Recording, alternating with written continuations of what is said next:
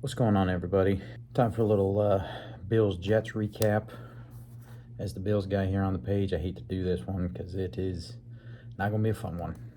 Um, let's just get into it. I mean, what can you say? I mean, you go into the season with this big matchup, Josh Allen, Aaron Rodgers, and, after 4 plays, it's killed.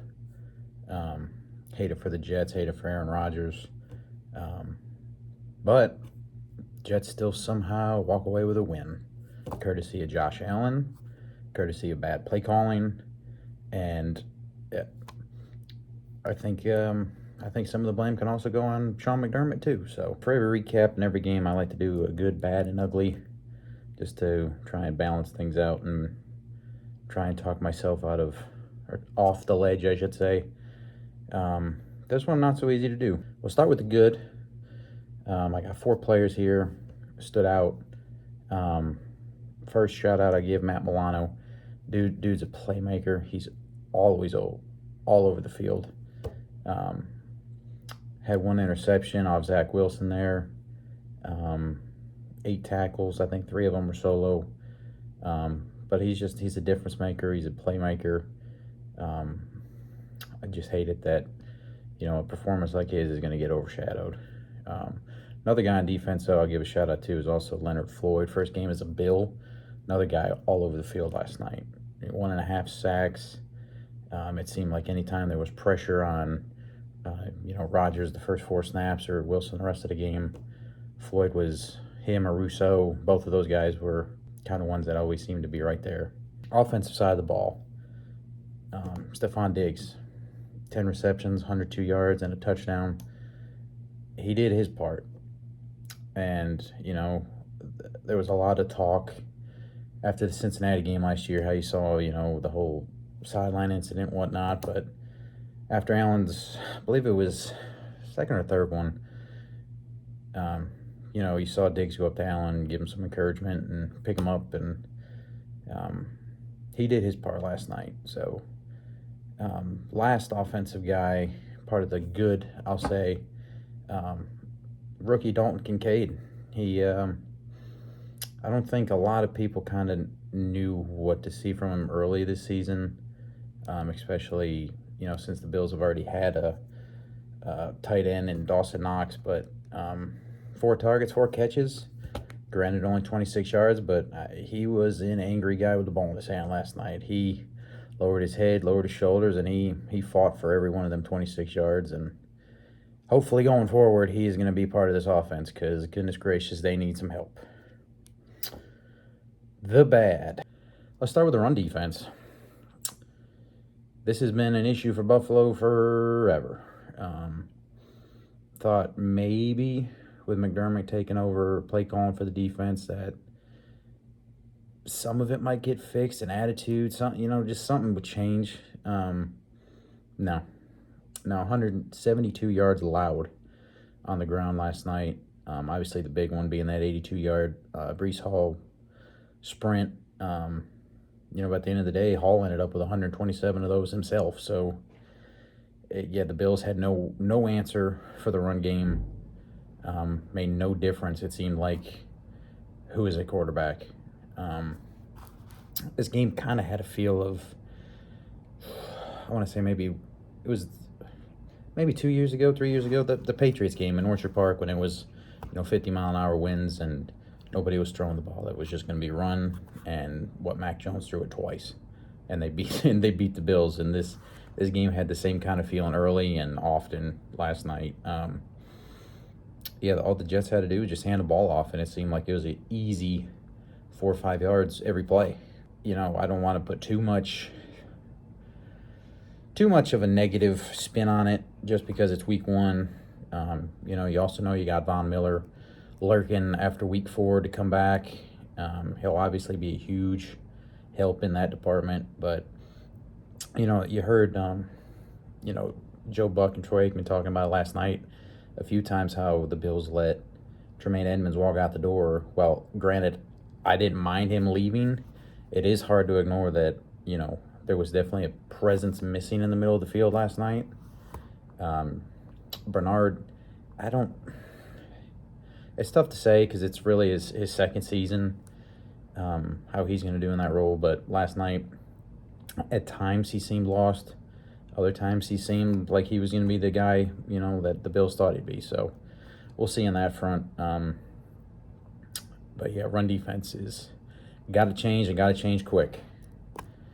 One more I put under the bad category, and I said it in our preseason team foreshadowing video. If you go back and check it out, Ken Dorsey. This dude cannot get out of his own way, I think is a nice way to put it. It was documented last year. He likes to come in, and I'm sure this goes for other coordinators and coaches too, but he likes to script his first, 2-3 drives and what he wants to do and how plays he wants to call. But after that, it's kind of like he just throws anything that worked out the window, and it's just throw. Josh Allen, do everything. And it's been, I guess, well documented by, I wouldn't say the Bills beat writers because they don't like to get super critical of the team. Some of them do, but it's been documented, especially if you go on Bill's social media. He refuses to change his ways. He refuses to try and get anybody else in the game besides making everything, surrounded by Josh Allen. Going forward, I mean, something's got to change in that regard. I don't know if it's something Sean McDermott gets in his ear and tells him, or he finally feels enough pressure from the outside, or what. But yeah, I mean, if you go back and watch that game, the first 2 drives, they looked. I mean, granted, the offense didn't move the ball, super great. The first drive they get 1 first down and then it stalls out, but the pre-snap motions, the quick pass, and the running, it's all stuff that this offense has to do to be successful. It can't always be Josh Allen, and it's been documented all over. This one, the Bills beat writers do say it can't be all Josh Allen. He needs help. I will say that they did get James Cook involved more running-wise last night, but not nearly enough. And, you could even, as a Bills fan for 30 years now, you kind of got that feeling last night, late third quarter, when the Jets were still hanging around. Buffalo was just stalled because they couldn't move the ball, that it was going to start turning into, okay, Josh, you're going to do everything. We're going to ride and die with you. And that just, you can't keep doing that. I think the league's kind of caught up to that mentality in Buffalo. But yeah, you kind of saw it. And then you get to overtime, right? Then you have a false start penalty on your first drive, backs you up. Then you have a decent gainer on first down. And then second and 15. So no, first down was a wash. Second and 15, you call a draw play. You hadn't done that all game. So I don't know. I've been super vocal about how I dislike Ken Dorsey.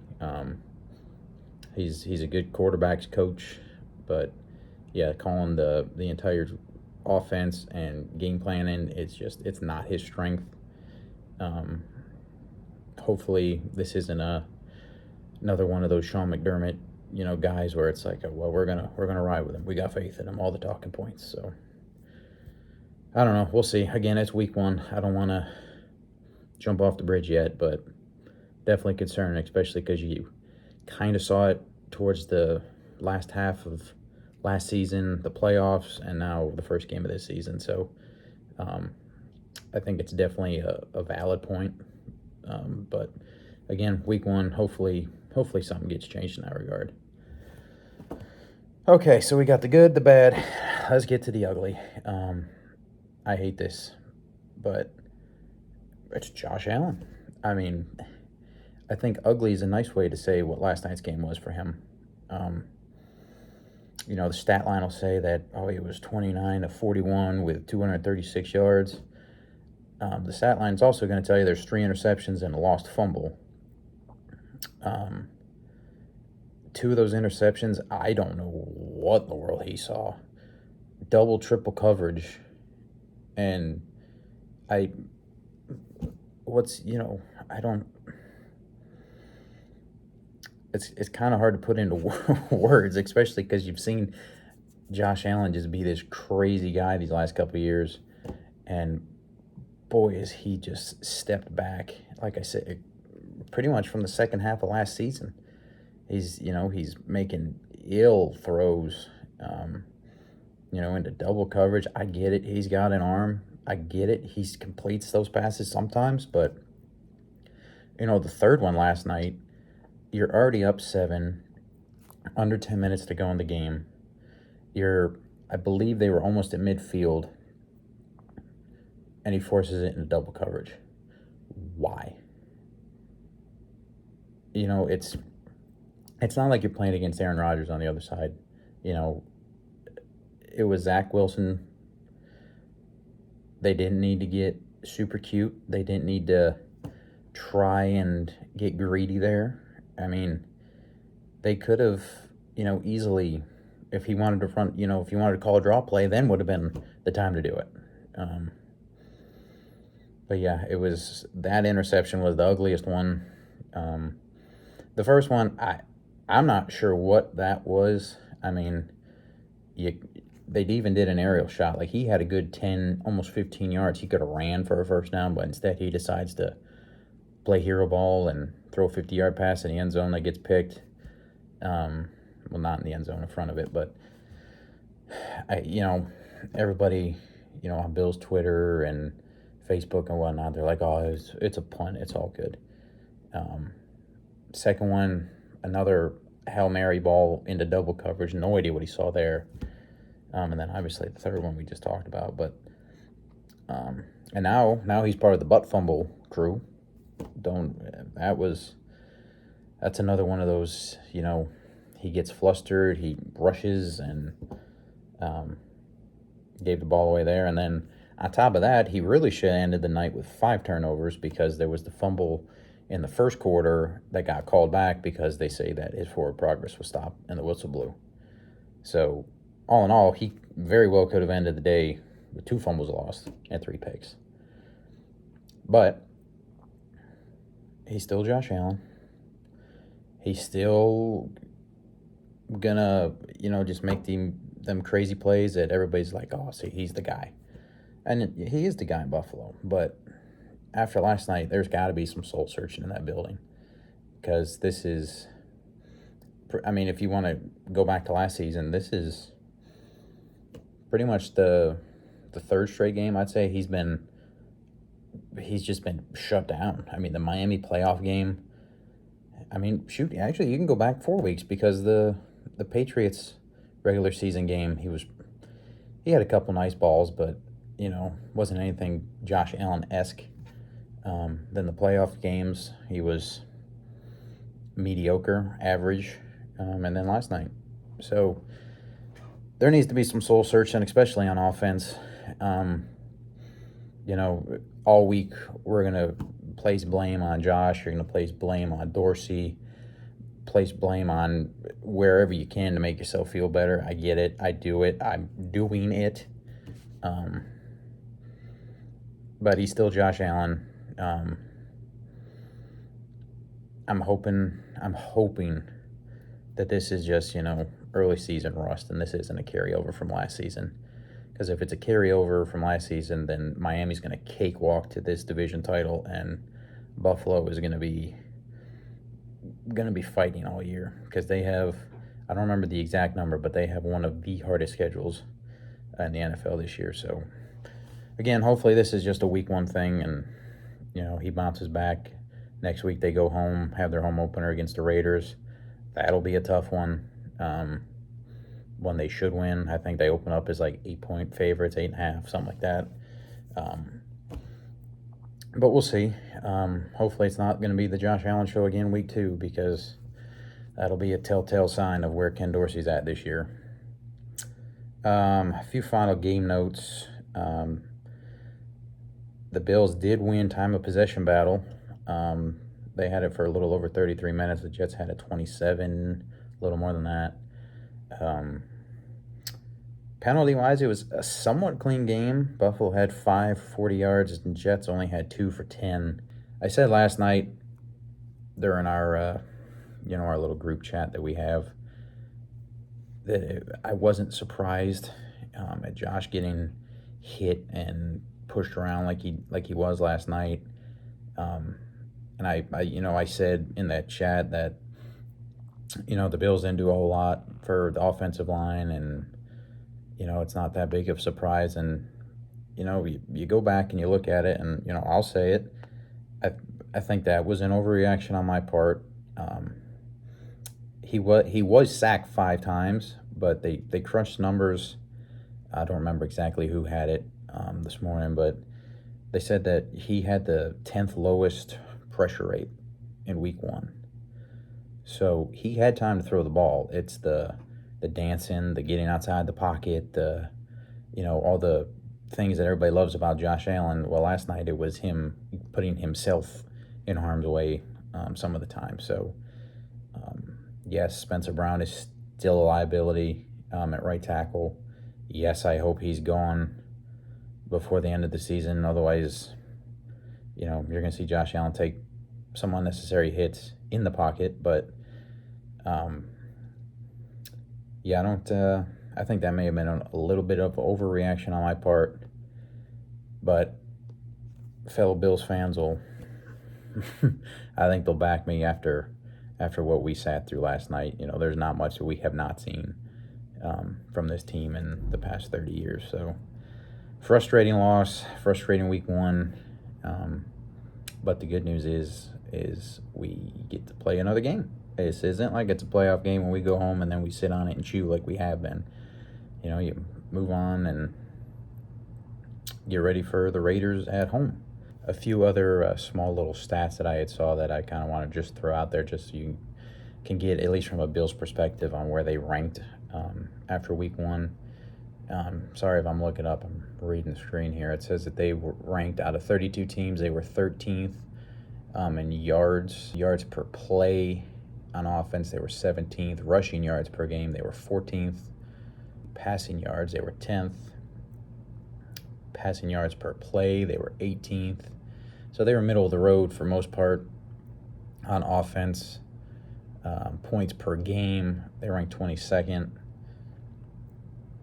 Defensive-wise, this is where they fall way down. Yards per game, so 22 yards last night would put them 18th out of 32. Yards per play, 25th. Shocker. I'm sure that's inflated by the Breece Hall run. Rushing yards per game, 29th out of 32. Rushing yards per play, 32nd out of 32. Again, I'm sure that's inflated because of the Breece Hall. Passing yards, 6th. Zach Wilson, thank you. Passing yards per play, 16th. Points per, so everything else defensive-wise are middle of the road. Special teams, that's another, that almost made the bad category. Kick return average, they were 18th. Punt return average, they were 23rd. Kickoff return, allowed yardage, 22nd. And then punt return allowed, 32nd. So, special teams was bottom third of the league. Defense was, I'd put them probably lower half-ish. And then offense is just middle of the road. So, definitely a lackluster game from a Bills fan, or from a Bills standpoint, as a fan, I should say. But again, we move on to Las Vegas, as Bill Belichick would say, and we'll see you all next week.